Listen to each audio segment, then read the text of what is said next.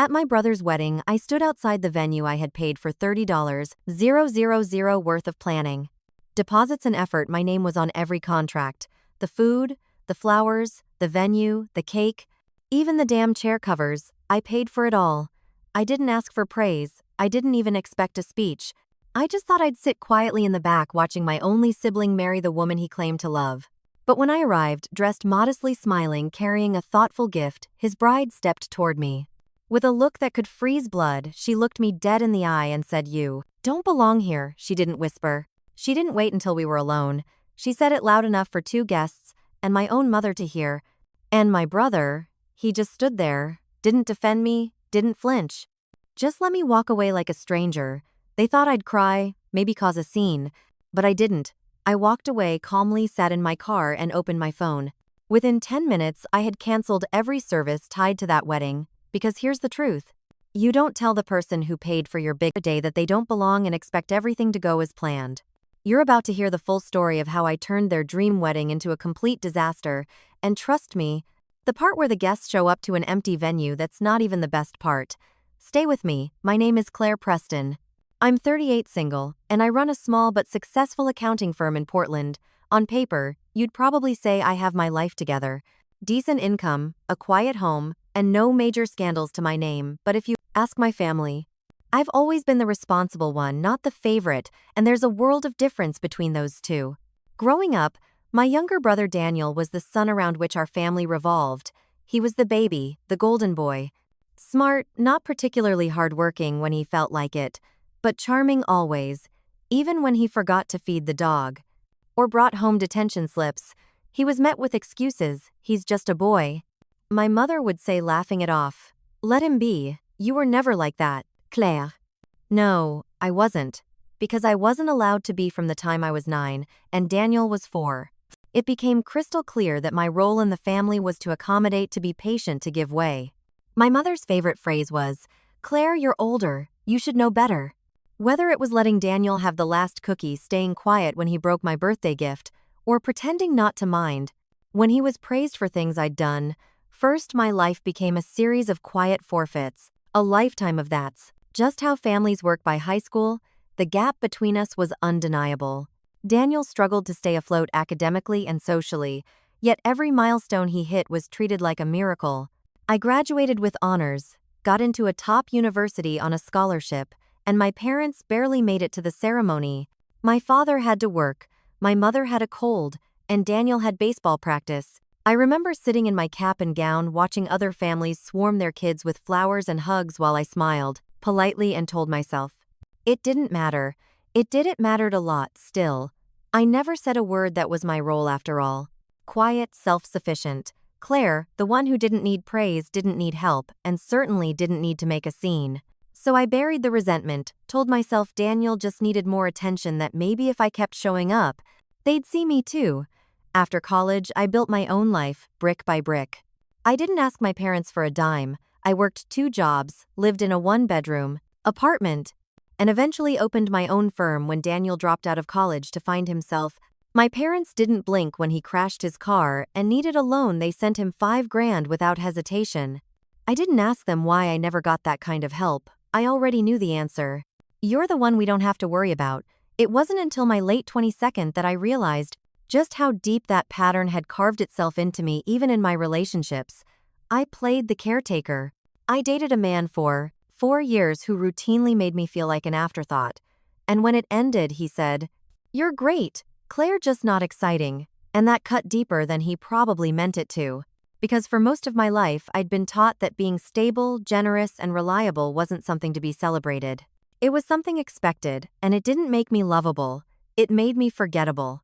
That breakup hurt more than I let on. What stung most was the feeling that I had lost again. Without even playing the game, I gave, I sacrificed, I showed up, and still ended up alone. I remember sitting on the floor of my kitchen that night with a bottle of wine, wondering when exactly I'd become invisible to the people who were supposed to see me first, but still, I kept the peace. I called my mother every week, remembered birthdays, showed up to family events with thoughtful gifts. I asked about Daniel's job interviews, cheered him on when he landed a sales role at a car dealership, and even helped him rework his resume. When he got laid off, I told myself this was just what big sisters did. When he met Madison, his fiancée, I tried to make a good impression. She was younger, polished. Always on her phone, she worked in some kind of event coordination, though she never explained exactly what. The first time we met, she gave me a once-over look that I brushed off as nerves, but even then, something in her demeanor reminded me of people who saw me as useful but not worthy still when they got engaged. I didn't hesitate. My first instinct wasn't jealousy or hesitation. It was how can I help, because despite everything I wanted to be part of it. I wanted to matter. I offered to help with the planning not as a controlling older sister, but as someone who'd done this kind of thing before and genuinely wanted the day to go smoothly. When they hesitated over finances, venue costs, catering, photography, I said, "Let me handle it. Consider it my wedding gift." They were stunned. Daniel hugged me. "Madison cried." "My mother," said Claire. "That's so generous of you for the first time in years." I felt like maybe I had stepped into the circle I'd always been orbiting from the outside. But I should have remembered in my family, generosity was never reciprocated, it was expected, and love wasn't shown through effort, it was handed out to the ones who demanded it loudest. I didn't know it then, but everything I thought I had been building, every bridge, every olive branch, every quiet sacrifice was about to be set on fire, and it would all begin with 8 simple words. Spoken at the wedding, "You don't belong here," and this time I wasn't going to walk away quietly. It was about 6 months after that quiet, pivotal moment, standing alone in my kitchen after the breakup, that Daniel called to tell me he was engaged. I remember I was watching the rain drip down the kitchen window, a cup of coffee cooling in my hand when the screen lit up with his name. He didn't call often usually. Just quick texts or short replies in the family group chat. So I answered immediately, expecting something casual. Instead, I was greeted with pure excitement. "She said yes," he shouted into the phone. I blinked. "Who, Madison?" He laughed. "We're engaged." There was a pause, brief, but telling. Maybe he was waiting for me to scream, to cry with joy, to ask for details.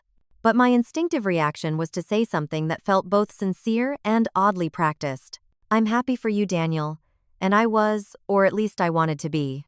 I met Madison for the first time 2 weeks later. When they invited me out to dinner, she chose the place modern, upscale, trendy, the kind of place where wine came in glasses, the size of fish bowls, and appetizers looked like art installations. She was polite, perfectly poised, and at first glance seemed gracious, but there was a stiffness to her smile, a coolness in her tone. Whenever she turned to me, she called me Claire with the same energy you'd use. Addressing a front desk clerk still, I made the effort. I asked about how they met, how he proposed, how wedding planning was going.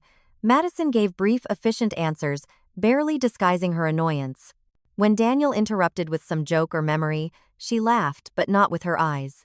I'd seen women like her before, polished, composed, and quietly calculating. After dinner, I offered to cover the bill. She didn't protest, didn't even thank me, just nodded like it was expected. Later that night, Daniel called me privately and admitted they were kind of freaking out about the wedding budget. They'd looked at venues, catering packages, and photographers, but everything was outrageously expensive. "She wants it to be perfect," he said, almost apologetically, "but I just got this job, and her contract work isn't stable. We're thinking maybe we'll scale it back or push it a year." I listened in silence for a few seconds, and then I surprised even myself. "You know what I said? Let me help." There was another pause, but this time it was heavy with disbelief. "I mean it," I continued. "Let me cover it. As your sister, and as someone who wants to see you happy. I'll pay for the wedding. You're serious, completely venue catering. Cake, photography, flowers, whatever you two want, no strings attached. Think of it as my gift." I heard his breath catch Claire. I don't even know what to say." "You don't have to say anything. Just promise me one thing." "What's that? Make it a day worth remembering." "That's all I want. I don't need speeches. I don't even need a spotlight.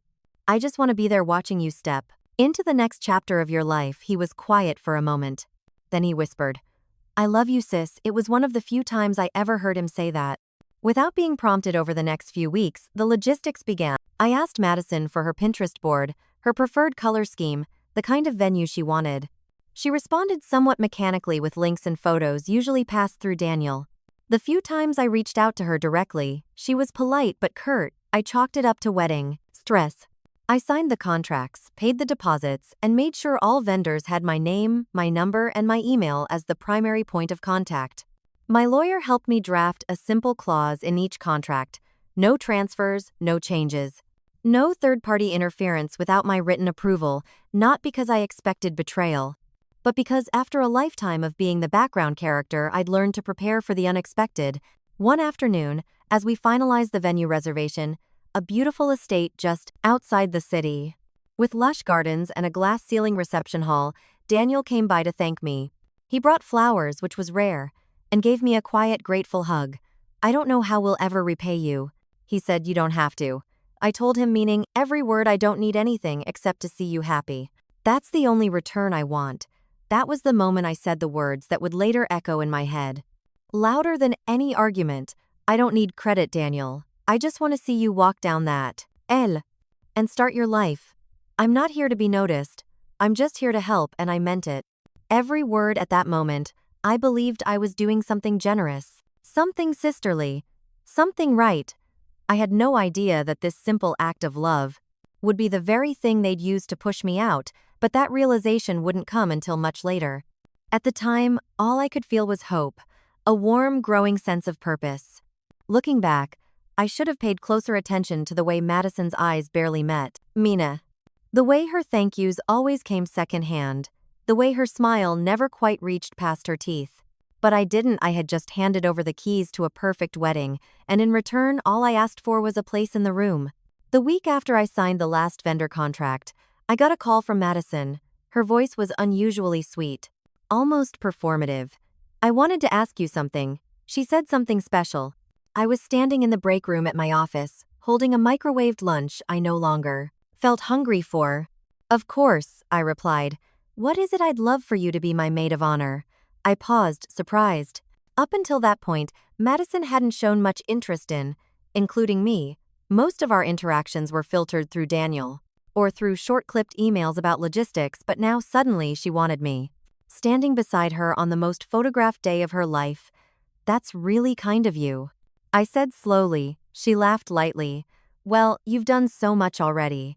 It just makes sense." Something about the way she said it felt transactional, like a thank you card handed out of obligation. But I pushed that feeling down and said yes. Over the next few weeks, I threw myself into the role. If I was going to be included, I'd show up fully. I took notes from wedding blogs, built out spreadsheets for the rehearsal schedule, helped research hairstylists and florists when she wavered on colors. I mocked up mood boards in shades of lilac and sage, tones she'd once said were elegant. I even offered to book a professional makeup trial for her and the bridesmaids, paying for it myself. When the quote came back higher than expected, she barely responded to any of it. Sometimes I'd send an idea, an elegant centerpiece, a new vendor option, a sweet speech outline, and all I'd get back was a thumbs up or a flat thanks. Other times I'd find out she had already made decisions. Behind my back, I spent 2 hours organizing potential poses for a bridal photo shoot, only to discover she had booked someone else, with a completely different vision. When I brought it up to her, trying to keep my tone light, she said, "Oh, I didn't want to bother you with all the little details." I smiled and said I understood. But I didn't. Daniel wasn't much help either. I started to notice how often he avoided my calls, or answered texts hours later with half-hearted excuses. "Sorry, things are crazy." He wrote, "One afternoon we'll loop you in soon," he said another time. Once when I dropped by their apartment, unannounced to drop off fabric samples, Daniel opened the door, saw me, and hesitated just for a moment, but it was enough. Inside, Madison was laughing on a video call with someone. The mood was light, airy. My presence shifted the energy. She muted the call, stood, and smiled too wide. "Claire, you should have told us you were coming." "I didn't think I had to." They exchanged a quick glance, then offered me some water. I stayed for 10 awkward minutes. Pretending not to notice the tension. Later that night, I sat on the edge of my bed, scrolling through the bridesmaids group chat. Madison had added me to most of the planning, and decisions seemed to be happening there without my input. I saw a photo of new bridesmaids, dresses in a completely different color than what we'd agreed on. No one had said a word to me. I texted Daniel privately, "Hey, just checking, are we still going with lilac?" The group chat says blush. Now he didn't reply until the next day. "Yeah." Madison changed her mind. "Sorry, it all happened quickly." Something was shifting, and I could feel it not in a dramatic lightning strike kind of way. It was slower, colder, like a door quietly closing behind me while I was still standing inside the room. I decided to be direct. I called them both on a Sunday morning and asked if we could talk. We met at a coffee shop downtown. Madison was dressed immaculately, as always, with a sharp white blazer and lipstick that matched her manicured nails. Daniel looked tired, fidgeting with the lid of his coffee cup. I took a breath. I just wanted to ask, is everything okay? Daniel glanced at Madison. She didn't look at him. Her eyes stayed on her drink. I mean, I feel like I'm stepping on toes lately. I continued, choosing my words carefully. You two have been distant, and some decisions are happening without me. Madison looked up, her smile, polite but empty. Claire, we appreciate everything you've done, truly. But wedding planning is stressful, and sometimes things move fast. You don't need to take it personally. I'm not upset, I said, gently, just confused. I thought we were a team on this. Daniel finally spoke. It's nothing, Claire. Honestly, you've done more than enough. Don't stress about it. That should have reassured me, but it didn't. I sat back in my chair, holding my coffee with both hands like it might anchor me. I nodded, smiled, and said I understood. But as I drove home that afternoon, my chest felt heavy. Something wasn't right. I couldn't put my finger on it, but the pieces weren't adding up still. I told myself I was probably overthinking. Maybe I was just tired. Maybe it was normal for brides to get controlling, for grooms to tune out, for things to feel messy before the big day. So I let it go, because at that point, I still believed the best in them, and I still believed I had a seat at their table. A week passed after that coffee shop meeting. I had convinced myself things would level out, that maybe I had been overthinking, that the awkwardness would fade once the stress of wedding planning settled. So I kept checking. The group chat occasionally shared an idea and tried to remain hopeful. Then one evening, as I was cleaning up dinner and scrolling through my phone, I saw it. Madison had just posted a new photo on Instagram. It was a bright, heavily filtered selfie of her and another woman I vaguely recognized from one of the bridal fittings. They were holding champagne flutes, all glammed up, standing under a string of fairy lights. The caption read, "My maid of honor couldn't imagine this day without you." My hands froze mid-scroll. I read it again, then a third time, thinking maybe I had misunderstood. But the meaning was painfully clear. It wasn't me, no call, no message, no explanation, just replaced publicly, quietly. As if I had never been part of it in the first place, I sat there staring at the screen, heart pounding. I scrolled through the comments, people congratulating Madison, complimenting the new maid of honor. Not a single mention of me, not a word about the switch. I was erased without warning. I called Daniel immediately. It rang 4 times before he picked up, his voice casual, like nothing had happened. Hey Claire, everything okay? Did you see Madison's post? There was a pause. Yeah, why didn't anyone tell me? He sighed, like I was making something bigger than it needed to be. Look, Madison felt like she needed someone closer, like a best friend, not just family. I was the maid of honor, I said, slowly. She asked me. I've been helping with everything. Planning payments, timelines, I know, and we really appreciate that. He cut in quickly. But this is more of a symbolic thing. For her, you're still invited. You'll have a seat at the ceremony. My throat tightened. A seat. You know what I mean, he said, brushing it off. You're still family. That word rang in my ears like a mockery. I hung up shortly after. He didn't try to call back that night. I lay in bed, unable to sleep, staring at the ceiling while the weight of it all pressed down on my chest. It wasn't just about the title. It was about being discarded without so much as a conversation. About being used for my support, my time, my money, then cast aside when the spotlight came. The next day, I drove over to see my mother. I needed something, support, understanding, anything. She was sitting in her armchair flipping through a magazine when I told her what had happened. Her reaction was not what I expected. She sighed, didn't even look up. Claire, don't make this about you. I'm not, but don't you think it's strange that she didn't even tell me? She's under stress. It's her big day. Maybe she just needed someone she's known longer. I've paid for everything, Mom, and that was generous of you. But you did it out of love, right? So don't hold it over them. Sometimes it's best to just let things go. As long as the wedding happens peacefully, that's what matters. Her words stung in a different way. They confirmed what I had always known but never wanted to face to them. My job was to give quietly, without complaint, without recognition. Even now, even when I was clearly wounded, I was expected to stay quiet, to be mature, to let others take the spotlight. No matter how much it cost me literally and emotionally, I nodded slowly, not because I agreed, but because I knew nothing I said would change her mind. She saw any pushback as drama, any hurt feelings as weakness in her eyes. I was still the big sister who needed to keep the peace. When I left her house, I didn't cry. Not right away. I drove home in silence, parked the car in the driveway, and just sat there only when the house was dark and I was alone. Did it hit me a quiet kind of grief, the kind that didn't come with tears or sobs? Just a numb ache that wrapped around my chest and made everything feel heavier. They hadn't just changed the title, they had changed the message. I wasn't important enough to be informed. I wasn't worthy of an explanation. I was good enough to fund the fairy tale, but not good enough to be part of it. 3 days passed. I hadn't spoken to Daniel. I hadn't looked at Madison's social media. I was failing really to get back to normal, to act like I hadn't just been erased from my own brother's wedding story. Work helped a little, but the ache sat low in my chest, like something too heavy to swallow. I kept going over things in my head, looking for a moment where I might have misread the situation. But everything pointed to one truth: I had been replaced, and no one cared enough to explain why. Then on a quiet Thursday afternoon, Vanessa called. Vanessa had been my friend since college. Though we drifted over the past few years, life-work distance, it happens. But when I saw her name flash across my phone, I picked up immediately. Her voice was warm but hesitant. "Claire, hey, I just saw Madison's wedding post. I didn't know you were involved." I laughed dryly. I'm not anymore." She hesitated again. The way someone does when they know what they're about to say is going to open a wound. "I need to tell you something. And I'm sorry I didn't put it together earlier." I sat up straighter. "What do you mean it's about Madison?" she said quietly.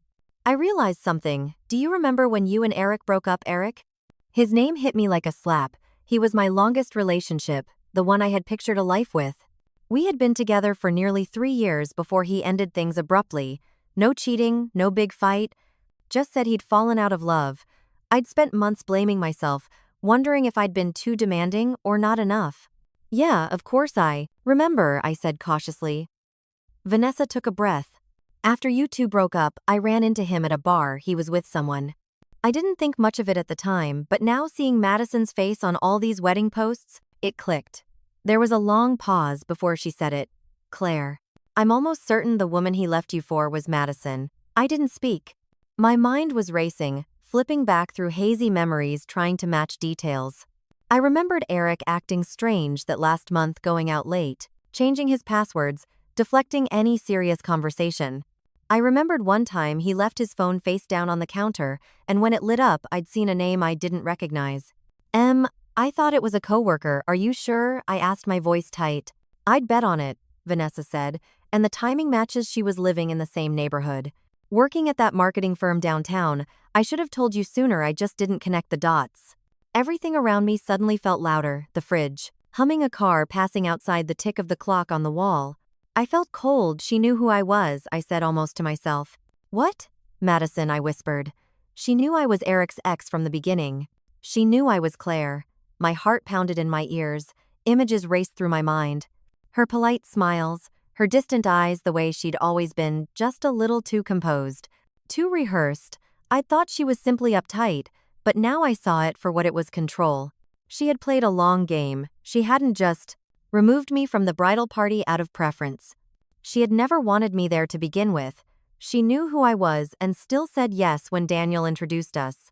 She let me fund her entire wedding, knowing full well what she had done to me years before. I stood up pacing, adrenaline beginning to rush in my limbs. There were no more excuses, no more brushing things aside. This wasn't an oversight.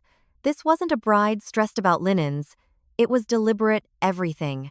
The sudden switch of made of honor, the silence, the distance from Daniel now made terrifying sense.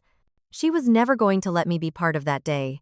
She had smiled through it all, played nice just long enough to get what she wanted from me. And I'd given it willingly, believing we were building something honest. I clenched my jaw, shaking as I held the phone tighter. Vanessa was still on the line. "Claire, I'm so sorry." "Don't be," I said quietly. "You just helped me see things clearly, and I meant it." Because now, for the first time since this mess began, I wasn't confused. I wasn't hurt. I wasn't questioning myself. I was angry, and anger when you've spent your whole life being quiet Obedient and overlooked is dangerous because once you've been betrayed, truly betrayed, you stop asking questions. You start making decisions. Claire didn't sleep much that night after Vanessa's revelation. She had spent hours replaying old memories with new clarity. Madison's tight-lipped smiles, her constant sidesteps, the way she always seemed to know how far to stand, to avoid any real connection. Claire realized she had misread everything. Madison hadn't merely excluded her. She had planned this patiently, calculatedly. She knew exactly what she was doing. The morning air was still when Claire woke up, her eyes gritty but her mind frighteningly clear. She didn't cry, she didn't pace the room, she simply showered, dressed, and made a pot of coffee. She had a quiet day ahead, and she was going to make every minute count. The message came through just after 800 am. It was from Madison's number, though clearly composed in that sterile tone that masked cruelty with politeness, the kind that dressed exclusion in silk and made betrayal feel like formality. Hi Claire, I hope you're well. After some discussion, Daniel and I have decided to keep the wedding small and intimate. We've decided not to include extended family or anyone outside the bridal party. We appreciate everything you've done truly and hope you understand. Best, Madison. Claire read it once, then again. No call, no conversation, just a text after all the planning. The payments, the hours spent, reviewing floral arrangements and tasting cake samples, not even the decency of a phone call. And Daniel, nothing. She waited 15 minutes before texting him directly. Is this true? No reply. Another hour passed.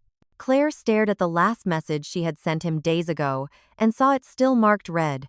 He had seen it, he had chosen silence. Her phone buzzed again. Another message from Madison. Just to clarify, it's nothing personal. We just want to keep things simple and drama-free. We hope you can respect our decision and not bring unnecessary stress to the day. Claire's thumb hovered over the screen. She didn't write a paragraph, she didn't ask questions. She replied with 5 words. Then I'll play my part. She set the phone down, took another sip of her coffee, then reached across the kitchen counter and pulled out the neatly organized wedding folder she had built over the last few months. Every contract, every invoice, every deposit, every receipt, each one printed in her name. Not Daniel, not Madison. Claire. She opened her laptop, pulled up the email threads, highlighted the vendor list: venue caterer, florist, photographer, DJ rentals, bakery coordinator. She picked up the phone and called the venue first. A woman named Heather answered cheerfully. Good morning, Willow Heights Event Center. This is Heather. How can I help? Yes, Claire said calmly. This is Claire Whitmore. I'm calling regarding the Mitchell wedding on the 17th. I'd like to cancel the reservation. I understand the deposit is non-refundable. There was a pause. Heather's tone shifted slightly. Oh, I see. May I ask the reason? Change of plans, Claire replied. And as the sole contract holder, I'd like all correspondence to go through me. No one else is authorized to make updates. Understood. I'll send you a confirmation email within the hour. Claire thanked her and hung up. She exhaled slowly, then moved on to the caterer, then the florist, then the tent rental company. The DJ was confused but obliging. The photographer sounded surprised but professional. The bakery was polite though, slightly annoyed. Each call chipped away at what Madison and Daniel had spent months curating, but what Claire had truly built because they had crafted a fantasy. Yes, but it was Claire who had funded it, signed it, secured it, and now with a steady surgical hand she was dismantling it, not with rage, not with screaming, with precision. By early afternoon it was done.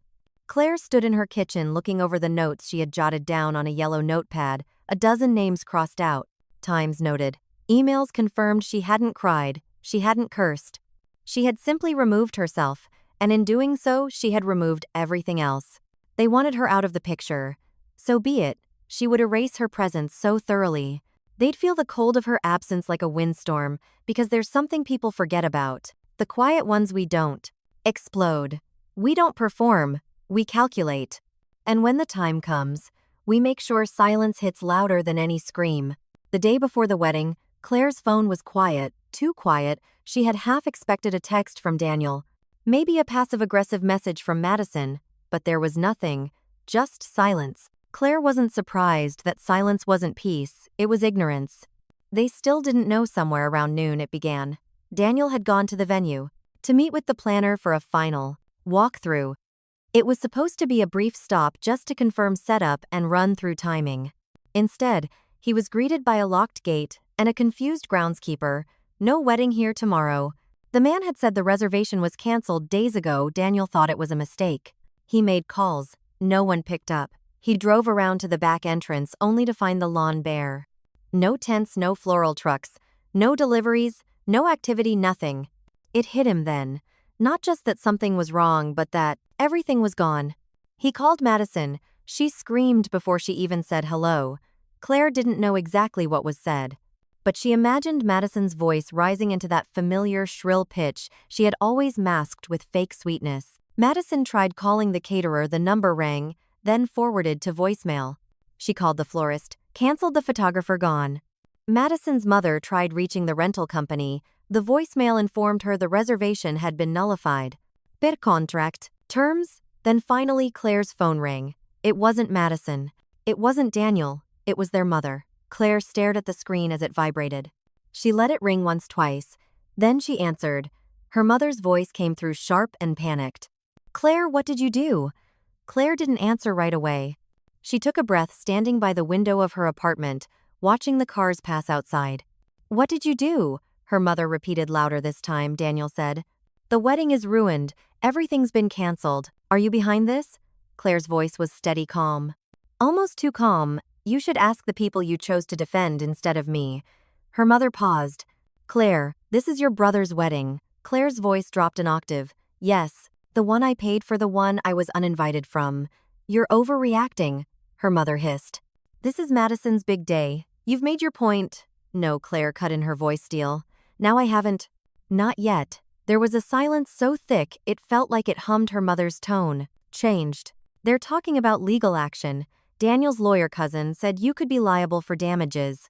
Claire walked to her kitchen, picked up the wedding folder still sitting on her counter. She opened the front pocket and pulled out the stack of signed contracts. She had scanned them, already compiled into a neat PDF labeled and time-stamped. "I just sent you an email," Claire said. "Open it." Her mother fumbled on the other end. A pause, then a quiet, tight voice. "These are all in your name." "Every last one," Claire replied. "Venue, catering, rentals, flowers, music, photography, all of it. You." "I never transferred anything to them." "No, why would I?" "They never asked. And after all, I was still supposed to be involved, wasn't I?" Her mother was quiet again. Claire could hear voices in the background, Madison sobbing, Daniel shouting into his phone. "They tried to cut me out of my own investment," Claire said, "so I withdrew it." Her mother sounded smaller than Claire had ever heard her. "They have nothing now. Guests are flying in tomorrow. People are expecting. They should have thought of that before they sent me that message." Her mother tried one last time. "Claire, this will follow you. People will talk. Let them." Claire hung up. She didn't slam the phone. She didn't cry. She set it down, gently walked back to the window, and stood quietly watching the shadows shift across the street. Tomorrow was supposed to be their perfect day. Now it would be the day they learned you don't cut out the person holding all the fangs, extras, strings. Not unless you're prepared to watch everything fall. City Hall on a Friday afternoon wasn't meant to feel tragic, but there was something undeniably hollow in the air. That day, the lobby smelled of floor polish and faded flowers. A small group of guests shuffled in, with muted voices and confused glances, trying to understand why the grand wedding had been reduced to a cramped government room with folding chairs and a judge in a dated black robe. Claire arrived early. She didn't wear black. This wasn't a funeral. Even if it felt like one, she wore a simple navy blue dress, elegant and understated. No makeup, no jewelry, no fanfare. She stood in the back of the room, unnoticed by most, and she preferred it that way. The room held no music, no decorations, just a row of metal chairs, a long table with a few documents, and a bouquet that looked like it had been picked up at a grocery store. The guests whispered among themselves. Some looked irritated, others bewildered. The older relatives, in particular, seemed confused, clearly expecting something grander. Madison entered first, clinging tightly to Daniel's arm. Her hair was pulled up hastily, makeup slightly smudged around her eyes. Her expression was tense, her smile forced. Daniel looked worse, pale, with drawn eyes, darting as if searching for an exit. Claire didn't say a word. She didn't need to. She simply stood at the back wall, arms crossed, gently watching. The ceremony began without much preamble. The officiant cleared his throat and started reading from the standard script. No music, no processional, just words that felt increasingly empty. Claire noticed the sideways glances, people whispering as they recognized her. She could see it in their eyes, questions forming confusion, mounting. Some guests looked down at their programs, as if the paper might offer answers, but there were no programs, nothing had been planned. Then came the moment no one expected. Beverly, Linda, Daniel, and Claire's aunt stood up in the second row. 72 years. Old, widowed twice, with a personality that once got her banned from bingo night for aggressive honesty. She didn't raise her voice. She didn't need to. She simply looked at the bride and groom and said, "Is no one going to say anything?" The judge paused. Mid-sentence, everyone turned. Madison froze. Beverly folded her arms. "You kicked out your sister, the one who paid for everything. She's standing right there, and we're just supposed to sit here and pretend this isn't humiliating." A sharp inhale swept the room. Daniel looked like someone had struck him in the chest. Madison opened her mouth, then closed it. Her face turned a shade paler. Beverly continued unshaken. "I canceled my hip surgery to attend your wedding. I was told it'd be at Willow Heights. I brought a new dress, spent money on a hotel. And now we're all sitting in a courthouse because you couldn't be decent to the person who made it all possible." A few people murmured. Claire saw Uncle Richard nod slowly in agreement. Still, she didn't speak. She simply held Beverly's gaze, offering the faintest smile. "A thank you without words." Madison finally whispered, "We didn't mean to," but Beverly cut her off. "No, you meant every bit of it. Don't you dare insult our intelligence." Claire didn't even have to show up today, but she did, and the way you're looking at her right now, like she's the problem. Shame on you. Daniel's shoulders slumped. His hands trembled as he stared down at his shoes. The judge awkwardly cleared his throat again. "Shall we?" "Proceed," no one responded. Claire could have spoken then. "I could have twisted the knife, but she didn't. She didn't need to." The room had turned, not in fury, in disappointment, in quiet recognition that something had been lost that no vows could recover. And the ceremony limped forward. The words were spoken, the papers signed. No applause, no joy, just a cold bureaucratic ending to what had once been a dream. As the couple posed reluctantly for a photo outside City Hall, Claire stepped out the side entrance. She didn't linger. She didn't say goodbye. Her silence was louder than any speech. And for once, Daniel wasn't the golden child.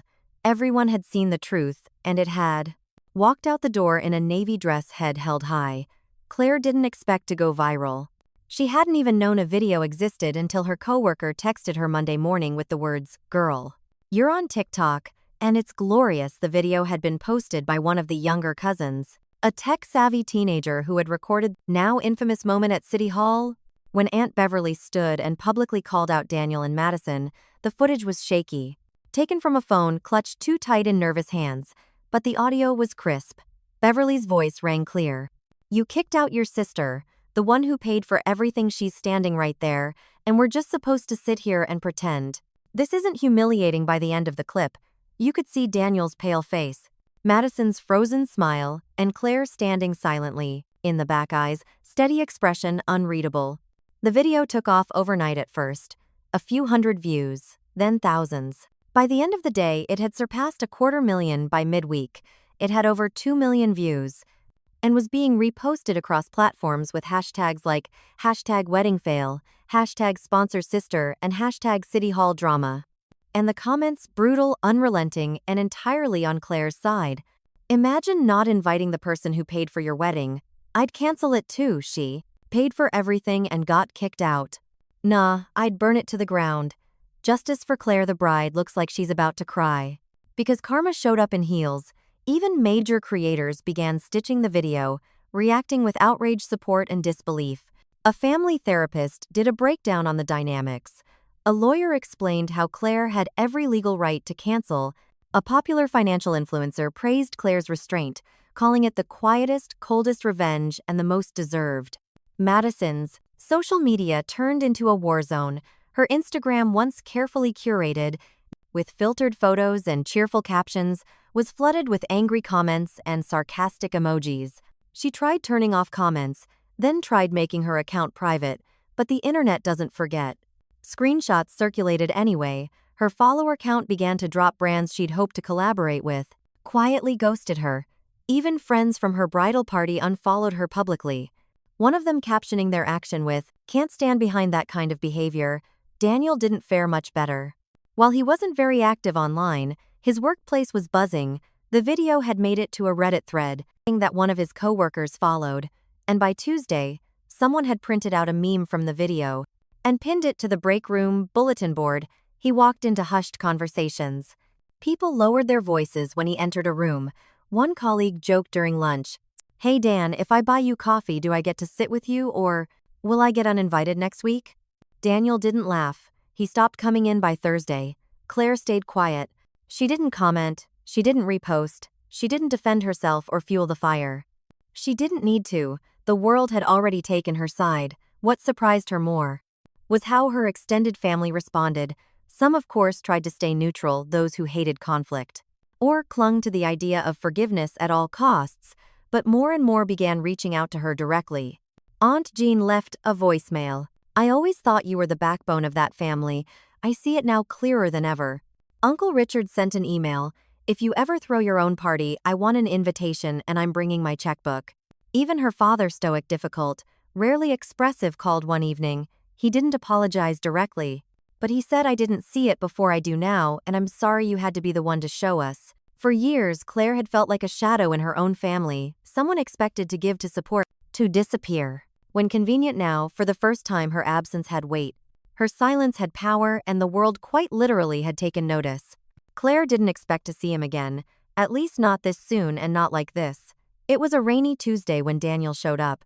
No warning, no text, just a quiet knock on her front door. When she opened it, he stood there. In jeans and a hoodie that clung damp to his shoulders, hands stuffed deep in his pockets, eyes red-rimmed and tired. She didn't say anything, just stepped aside and let him in. He didn't sit right away. He lingered by the entryway, like a guest unsure he was welcome. She returned to the living room and resumed folding laundry on the couch, not rushing, not performing, just letting silence stretch long enough to force him to gather courage. Finally he spoke. "I messed up still." She didn't answer. He tried again. "You were right about her, about everything." She didn't look up, but he could tell she was listening. "I knew she didn't like you," he said, voice quiet, even before the engagement. "She said you were intimidating, that you took over every room. She called you cold, distant, said you always made her feel like she was less than." Claire turned over a sweater in her lap. She said nothing. Daniel continued, pacing slightly.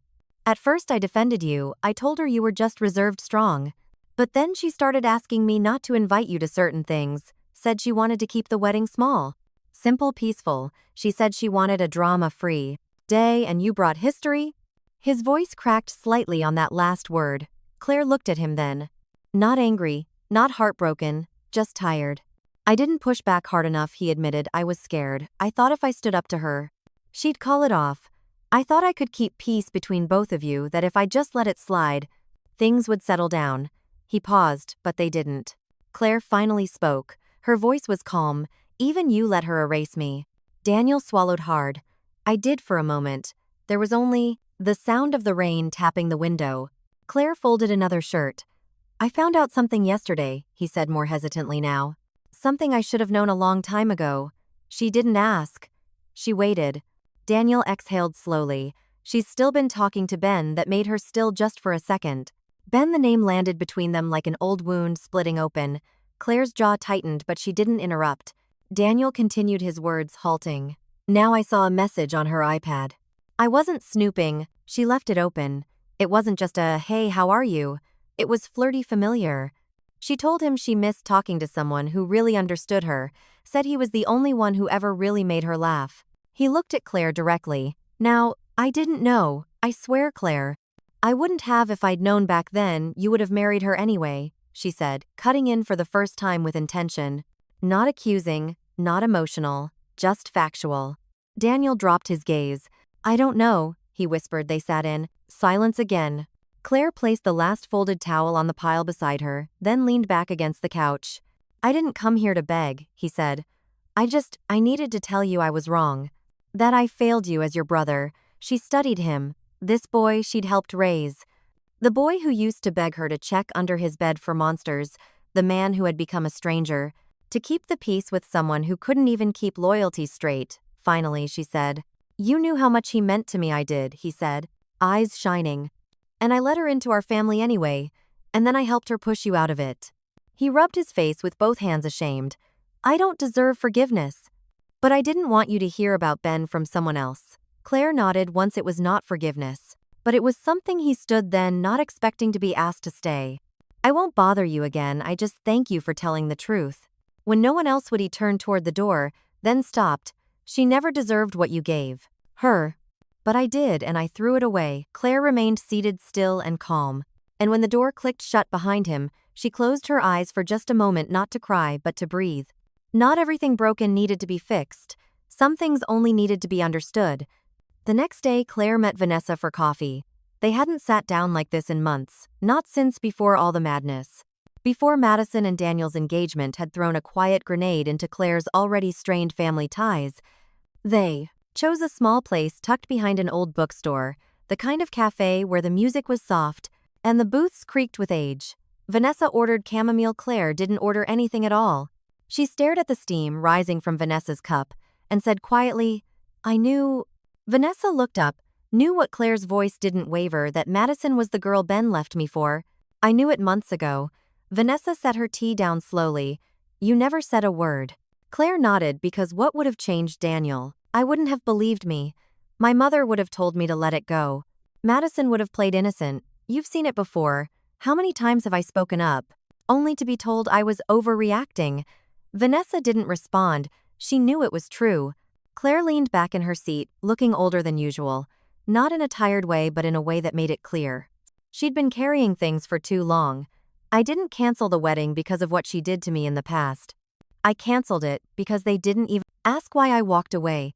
They never wanted to hear it. They just assumed I'd take it like always. There was a long silence between them.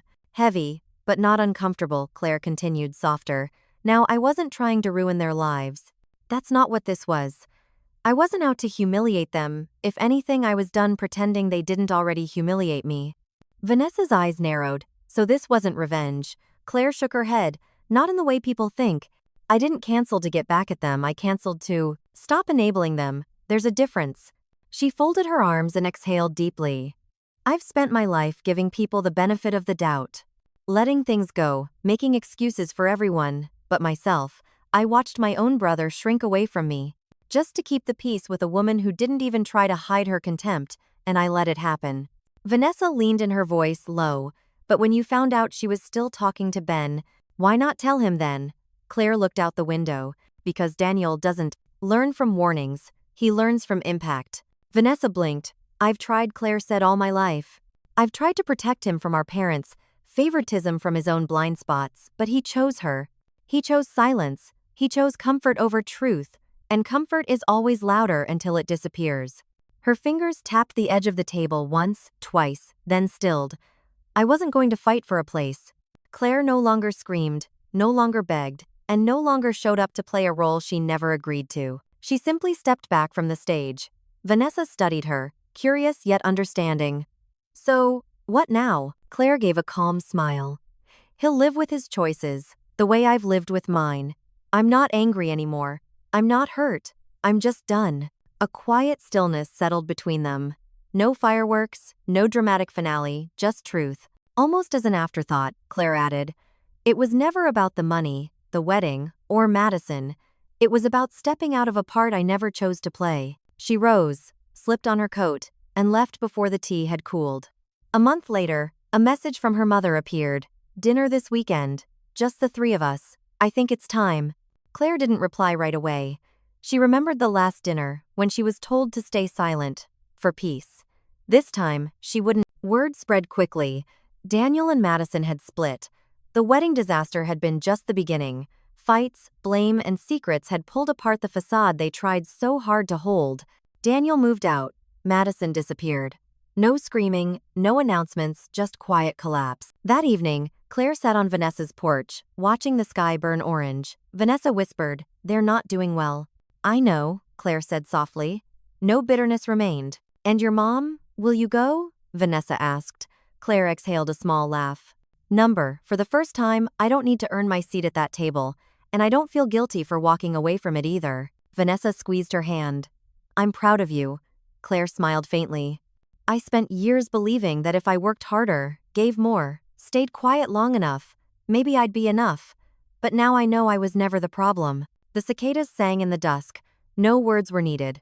When she finally left, Claire wasn't escaping the past, she was walking into her own beginning. At the town park, children laughed in the distance, an elderly couple passed hand in hand.